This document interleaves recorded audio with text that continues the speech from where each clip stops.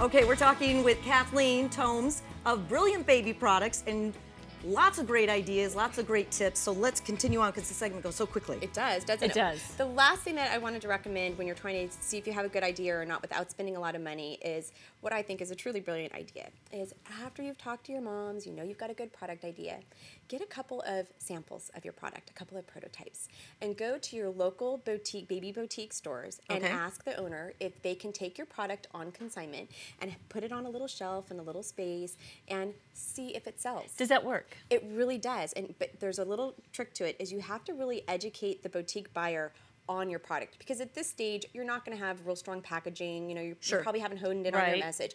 And these boutique buyers, they know the baby industry. So if you can share with them and get them to understand your product, and then they take it in, so them allowing it to sit on their shelf is a good plus, is a good sign. Then they put it on their shelf and they see what happens. They see when moms come in, they look at it. Do they pick it up? Do they buy it? You know, or do they look at it, pick it up, put it back down?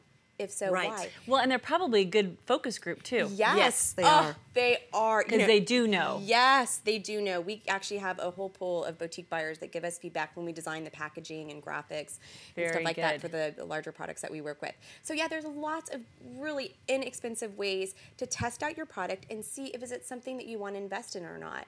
And as we were talking about during the break, you know, it typically takes somebody from the time they have that idea, it takes them anywhere from about 1 year to 3 years to get their product going in production and manufacturing. And it's a lot. We always say that it's a lot to start a business, and it is a risk, because we were just talking, you have to go to Bank of Husband, you have to convince the family to invest in your idea. And if you aren't being proactive as far as, you know, you order a bunch and then you have a garage full of products. We've heard so many stories of self-pumping bras. Yes, there's so many ways to. Still trying to get my brain out on that one. That was a big success story, but I'm saying, but what the things that aren't so successful end up in the garage. They do. Garage is full of good ideas that never got a chance to go anywhere. Exactly. And there's lots of ways around that. You know, there's lots of people you can actually pre-sell the product to, get a gist of what quantity is that you can get, that you can pre-sell for, and then place your order for manufacturing. So you already have the product sold. So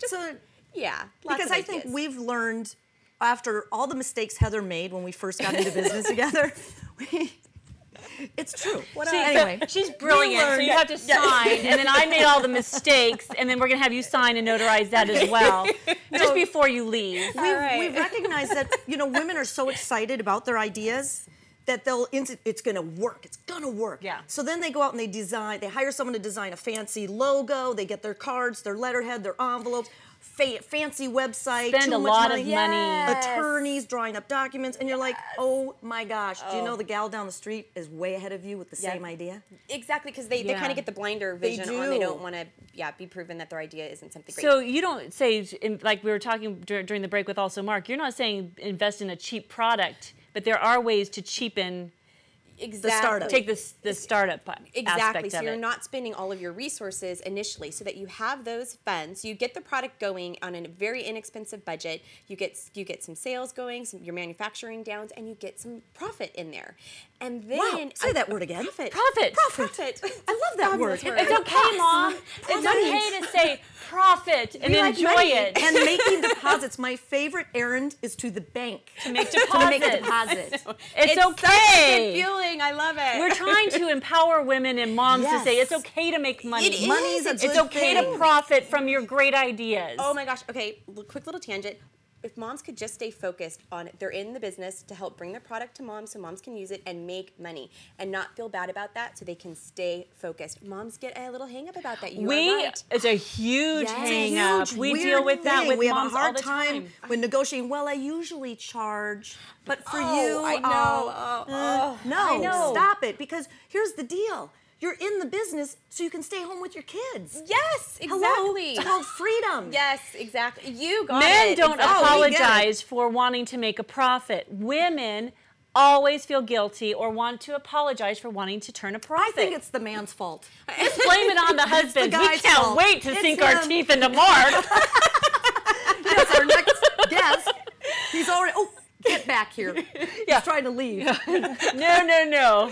So anyhow, and one thing I always tell moms, that have this product venture idea is, you never see Donald Trump apologizing about talking about money. He just goes for it. No, he's talking about how he can make more when he already, God owes him. Exactly. Let's take a look. You also have a three-pronged, because I know these segments go by so fast. Yeah. Oh yeah, let's get to the next strategy, right? Exactly. So where we really work with moms or business people, entrepreneurs, is once they've got their product going, and there's the three things that we need moms to do or the business owner to do in order to be successful. The first one is develop a strong sales arm. It's not you. Amen. It is not you. Please let go. Can it be commission salespeople? Yes. This industry, in the baby products industry, it is fueled by manufacturers' reps who you only pay a commission to once the product's sold, so there is no upfront cost. All right, get those salespeople. So a manufacturer's rep firm, absolutely a mess. The next thing is, so you got your product sold in some stores. It better have some good-looking packaging because you have 3 seconds for somebody to look at your product and decide if they want to buy it or not. Well, and you have to get the 40,000-foot view on your packaging. 3 seconds. Poof. And you're done. So that's why packaging, yes, exactly. Okay, but here's the deal. Okay, so let's say she shows up with her little product and you're ready to work with her. She's getting her sales arm, but you're looking at her packaging, which she already spent thousands of dollars designing and creating. I know. Where is that sweet spot where you go, whoa, slow, only make a couple of them, and then we're changing it? That's why we're here to give the message to moms. Start it off on the cheap. Don't waste your money. Just make sure you've got a good fuel. You've got a good engine going with a product that's a good idea.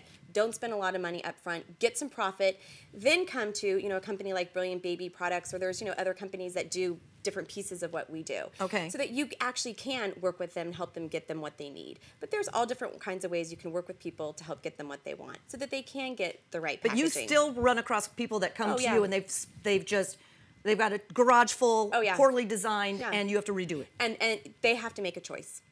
Quit or... Okay, but we had the last... I've got to keep you guys on track here because we only have 1 minute left in the show. It's a great show. And then the last thing is nobody's going to know about your product when they see it in the store unless they heard about it on a baby magazine, which we get companies in the baby magazines. They saw it on the internet. MomsTown. They got a good website. Saw it on MomsTown. They saw it on the the local TV stations. So mom has to see it, and that's why we do... So what Brilliant Baby Products does is those 3 things: media, packaging, and sales for products in the baby market. Now, how does a mom get a hold of you? BrilliantBabyProducts.com. Go to Brilliant, and there's a contact us. There's a contact us, and if you're a mom just starting out, we will always have a half-hour conversation with you to get you going in the right direction. If you're just starting out, some of them come back and some don't. And then some of them come back and some don't. Exactly. You got it. Thanks for joining us on MomsTown Live. Yeah. Thanks for having me.